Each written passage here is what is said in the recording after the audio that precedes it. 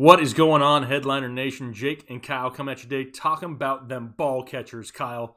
That's right. There's a lot of good wide receivers. You don't catch them in your face, though, Kyle. But there's a lot of good wide receivers in fantasy football. I mean, I'm not cutting that out. I'm totally leaving it in there. This is really hard to make the top 12 rankings for wide receivers. I mean, that's one of the so best, no, I'm not non-opening openings we've ever had. No, we're keeping it. Like I said, there's a lot of options out there for the wide receiver position. There's literally maybe 25 names that you can throw into the top 12.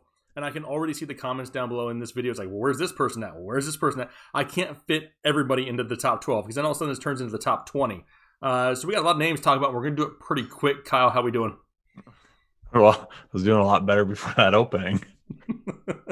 I mean, you cheated up. I couldn't pass on the opportunity. What we do here, I'm fine with it. That's right. I am not mature enough to just glaze past those opportunities. I mean, I once didn't wear pants in a video to make people laugh. I mean, whatever. It's fine. It took me 2 years, but I finally corrupted you, Kyle. All right, before we get into this name real quick, just a quick reminder. If we haven't sold you on this show yet, hit the subscribe button because we have a lot of fun, a lot of football, a lot of talk coming up because there will be football this season. Always staying positive over here. And our 2020 Fantasy Football Draft Guide is for sale on the website. The link is down below in the description. If you enjoy fantasy football, you're not going to find a better guide in the industry. The thing could probably get close to 600 virtual pages this year. Going to be hella fire, right? Have we used hella fire this year? Hashtag hella fire. I think we've only used that once all year, so we're busting it out here. It's May, so we're allowed to do that. All right, Kyle, we're going to start here at the top. And I don't think we're really going to be too different here, at least for our top two. Who you got here at 1 and 2? Michael Thomas, Devontae Adams. That's exactly what I got. And that's it. That's all. I mean, Michael Thomas is the number one target in New Orleans still. We're going to continue to run with him there. Devontae Adams, I mean, bad that they didn't really add any weapons for Aaron Rodgers except for Devin, hashtag never Funchess. He's going to see a ton of volume this year. That's why he's number 2. Yeah, I mean, the touchdown upside should be there. The volume will be there. The targets on a weekly basis. There's no reason why I don't love Devontae Adams this year. But what about number 3? Who do you got number 3? Do we have 3 and 4 switched? I have Julio Jones. I think we 3. do. Yep, we do. I have Julio at 4. I have Tyreek Hill at 4. Yeah, and I have Tyreek Hill at 3. We're saving ourselves times on graphics here because we're busting them out pretty quick. Because the top 4, I mean, it is what it is, right? I mean, Julio Jones, you kind of know what you're going to get with him. The only unknown with Julio Jones is how many touchdowns is he going to get? Because you know he's going to go out there and get close to, 13, 14, 1,500 yards on an average, every single year. It's just the touchdowns that really irritate people from time to time. With Tyreek Hill, I mean, he's arguably in the best offense with arguably the best throwing quarterback in the NFL. Capable of busting big plays, doesn't need a whole lot of volume to put up some huge numbers. I mean, these top 4 are overall super solid. Yep, laid it out. Wham, bam, thank you, ma'am. I mean, that may be a record for 4 players. But I mean, if you need more explanation on why we think these guys are good, just ask us down below in the comment section. What about number 5, Kyle? Who you got at 5? Chris Godwin. I got him at 6. Super close. Chris Godwin, he's going to eat with Tom Brady there, working out of the slot. We know Tom Brady loves to work with his slot receivers. So, I mean, he's going to eat yet again. He's going to be the volume monster in Tampa Bay. Maybe doesn't see as many touchdowns as he did last year, but he's going to get more than enough volume to make up for that. Yeah, I think that the majority of his points scored are going to be getting them into the red zone. Once they get into the red zone, I think a mixture of Evans and Gronk somewhat kind of dominate those looks at times throughout the season. But like you said, volume-wise throughout the year, Tom Brady's going to eat on the underneath throws. With Evans on the other side, with Gronk across the middle, they finally drafted a running back worth of crap this year. So hopefully they have some resemblance of a running game behind an improved offensive line. Chris Godwin, I think, is going to be the guy who's the safer option. Not that I dislike Evans whatsoever, because we'll talk about him here in a little bit, but I got Godwin right there at number 6. Who do you got next, Kyle? I'm going with OBJ here. The other day, OBJ says that he's in the best shape he's ever been in. He's the healthiest he's ever been in, and he's the most motivated he's ever been. And we're going to be looking at his biggest year yet. So I'm inclined to believe him. Sometimes when wide receivers move to new teams, it takes a little bit of time. Yes, it wasn't great last year, but now he's had a full year with Baker Mayfield. They have other weapons there to help out. I don't see how a dude this talented can't have a huge season. A lot of people are going to hate on Odell Beckham this year. And it's like, see, I told you the dude sucks again. He's more of a headache than anything. No, he's not. I think that's kind of just the perception of people that they just can't shake off. Did he struggle last year? Yeah. Was he 100% healthy? No, he wasn't. He went out there and played. Did it, impact his performance? Absolutely. But the guy seems to be in a lot better place now than where he was when he was in New York. The diva-ish or the diva-ness, whatever you want to call it, has kind of faded off. He seems a little bit more responsible. He's taking it serious here in the offseason. He's trying to get back to full health. And it looks like he's on pace to be there. And with Baker Mayfield and Odell Beckham in this offense, Jarvis Landry on the opposite side, they've added Austin Hooper. I mean, there's a lot of weapons in this offense. We've talked about Nick Chubb and Kareem Hunt in our running back video. Odell Beckham's going to have every opportunity to go out there and put up some huge numbers. It's kind of going to be like a revenge tour, a prove-it tour. He gets to go back to New York at one time this year. There's going to be some fun times here for Odell Beckham. I got him down at number 11. I'm just tempering expectations a little bit. However, I'm still higher on him than a lot of other people are. Maybe not quite Kyle Richardson high, but I do love Odell Beckham. I think that he does have a bounce-back year once again in 2020. Who do you have after Odell? I've got DeAndre Hopkins next. Still not fully sold on the Murray to DeAndre Hopkins connection right away. Could take a little bit of time. They have other weapons there. Offensive line, is that going to cause any issues? I don't hate DeAndre Hopkins. I just think maybe we could be seeing a little bit of a OBJ 2019 disappointment like season, maybe a little bit better. Okay, obviously a lot better if I've got him at number 7. But I just don't think it's going to be quite the top 5-esque that we've come to know from Hopkins. And I got him right there at number 5. A little bit lower than maybe in years past. It's hard because you got Christian Kirk, you got Larry Fitzgerald there in that offense. I think Larry Fitzgerald is just trying to hang on for some resemblance of a winning season before he rides off into the sunset. I don't know if you've ever had a greater wide receiver get less opportunities at winning in his career than Larry Fitzgerald, but DeAndre Hopkins is going to be the target monster in this offense. They're going to force feed him the ball a lot. Some difficult matchups they got to deal with in the division. I mean, he'll have to go up against Jalen Ramsey a few times. The San Francisco 49ers have a solid defense. It's a tough defense. It's a tough defense in that division that he'll have to deal with on a yearly basis, but the volume will be so much similar to what it was in Texas with the Texans. Volume is king, and I can't move him outside of the top 5 knowing that he can go out there and see close to 150 targets. So I got him right there at number 5. Who you got at number, what are we at, 8? JuJu's up next for me, and I think a huge bounce back campaign is coming, especially if Ben Roethlisberger is healthy, which it looks like he is. Okay, they've added Chase Claypool there to the wide receivers, a super athletic guy, can win in the red zone, can do a lot of good things for them. And then you've also, and maybe this is a little underappreciated, added Eric Ebron. And I don't love Eric Ebron by any means, but it's another reception there or another target there to take some receptions, not necessarily away from JuJu, but to take some of that focus the defense has to place on JuJu. And then not only that, but James Conner, is he going to be healthy? If he is or isn't, Anthony McFarland is a guy that they've added there that I really, really like. So they've got some wide receiver weapons to help out, a new tight end weapon to help out, a new running back to help out. So I think JuJu bounces back this year. I love JuJu, and I don't have him inside my top 12. I did the last way too early rankings. I had him in there. And after doing the video earlier in the week with our doctor here, Ethan Turner, it's really going to be dependent on Big Ben and his health, right? Because we kind of saw what JuJu was without Big Ben. The problem is it's so secretive, and with all the dang Rona going on, we don't really know the actual status of Big Ben. So until we see him actually throw a football and go out there and produce, it's going to be difficult for me to, invest in JuJu earlier in drafts. It's really going to depend where his ADP kind of falls come draft season, and it's going to ultimately revolve around Big Ben. If Big Ben is not 100%, I'm not going to touch JuJu.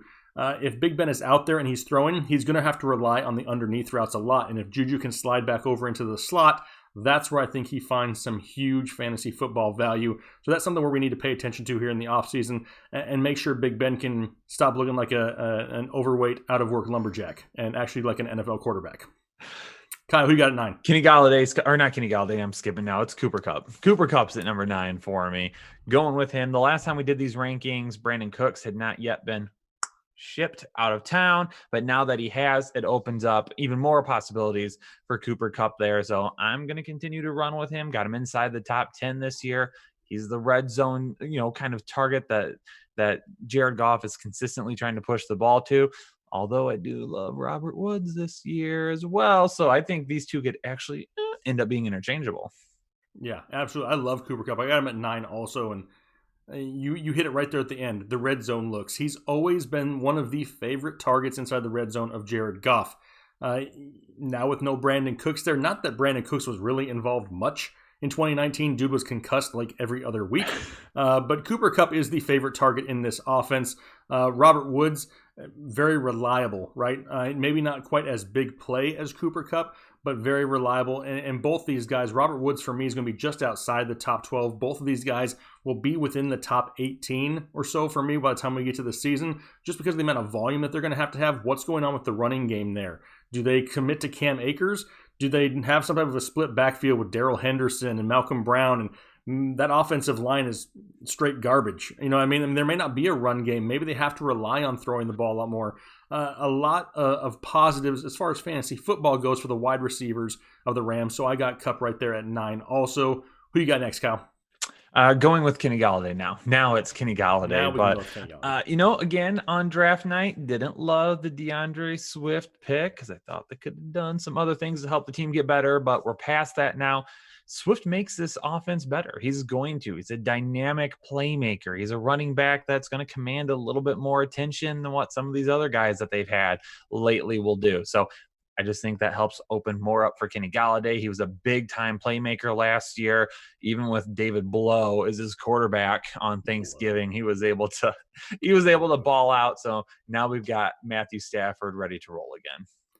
And now people can't call you a homer, Kyle, because I have your Detroit Lions guy ranked higher than you. I have Kenny Golladay at 7. There you go. I think maybe one of the most disrespected wide receivers in football is Marvin Jones. I don't think he gets enough credit. Why, I really don't know. He commands defensive attention on the opposite side, and a lot of people forget about that. And what that does is that allows the likes of a Kenny Golladay to go out there and put up some super, solid numbers. He's not really the Julio type that's going to go out there and get you 100, 115 receptions. It's not what he is, but he can definitely go out there on a yearly basis and get you 75 catches for 1,200 yards and get you close to 10 touchdowns. And that's what I'm buying for Kenny Golladay here in 2020. As long as Matthew Stafford can stay healthy, hopefully his back is put back together properly, and we don't have to rely on David Blow. Who's next, Kyle? Keenan Allen up for me next, and he wasn't in the top 12 of my last rankings, but he sneaks back in there now because I was waiting on the draft. I wanted to see what they did at quarterback. Was it going to be Tua? Was it going to be Herbert? Did they make a move up to number 1? Lots of different talk happening, but I am 100% back on board with Keenan Allen at this point because I think Herbert is going to be a lot more consistent than what Tyrod Taylor would have been. And I don't have Allen inside of my top 12. I'm not saying he's a total bust or a total avoid by any means. I just think he's more unknown going into 2020 than he has been in the past. We knew in the past with Phillip Rivers under center that we can count on Keenan Allen for volume every single week. Now we're hoping for it, and I don't see why it wouldn't be there. I really don't. I mean, I know Mike Williams will command some targets. We talked about Austin Eckler in the backfield before. We like our boy Hunter Henry at tight end. There's other options there, and the only reason why I don't have Allen any higher yet is because I just don't want to assume that he continues to keep that same role that we saw with Phillip Rivers. What if it comes out and Mike Williams is the favorite guy? I just don't want to get caught with my pants down again, Kyle. Please, that's awkward, isn't it? Please don't get caught down with your pants down anymore. Okay? Not during quarantine, especially on this show. And that's right.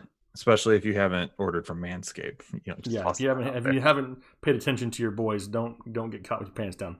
Kyle, who's the last one? Mike Evans coming in for me to round out the top 12. Not nearly as high this year as he's been in years past, but I still see 1,000 receiving yards coming up. Maybe the touchdowns take a little bit of a hit. He's not going to have the volume that Chris Godwin does, but he's still going to do a lot with that volume. So Mike Evans is still going to be a low-end wide receiver 1 for me this year. Yep, I got him at 8. I have him a few spots higher. I still think that in this offense that they're going to have in Tampa Bay, the running game is going to be iffy, right? So they're going to rely a lot on the passing game, and I'm not quick to just crown Gronk is somebody who's going to come in and get 800 yards and 10 touchdowns. I can't just assume that. In my opinion, Evans is still second on that pecking order in this offense and will get second crack. I think he's a far superior talent at this point in his career than a Gronkowski is. Now, obviously, Gronk causes all kinds of mismatches, especially once you get in the red zone, but I still like Mike Evans, and I'm not going to hop off this bandwagon yet. I got him at number 8.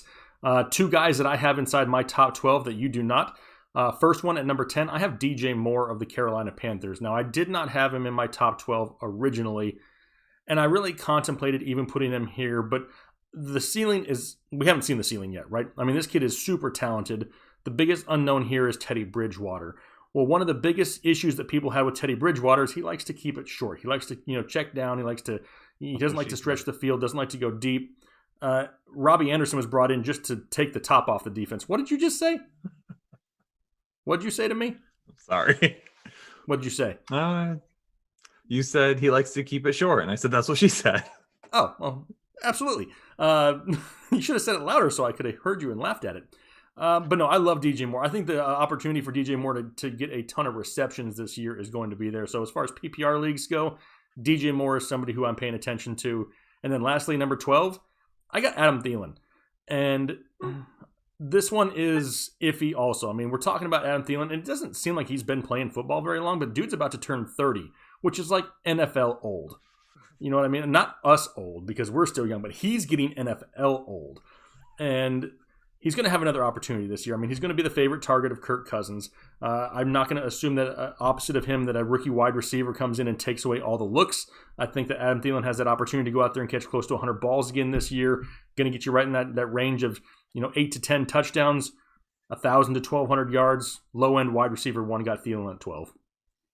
Did you notice who I don't have inside my top 12? Who? Oh, yeah. Amari Cooper, not in the top 12. He's not in mine either. You know why? He's not a top 12 wide receiver this year. No, he's not. Because of CeeDee Lamb. No, he's not. Now, It hurts. It hurts, but I had to do it. At least you can cheer for David Johnson. No.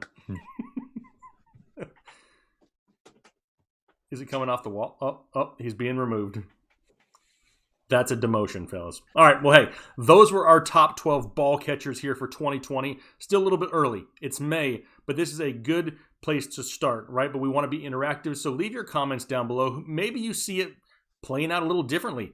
Maybe you like Kyle's a little bit more than mine or vice versa. That's fine. That's also We're trying to develop... Wow. You're just on a roll. I mean, you're just knocking them out of the park. I mean, I might as well just be like a human tea, just teeing them up for you. Anyway, let me finish, Kyle. People are getting irritated.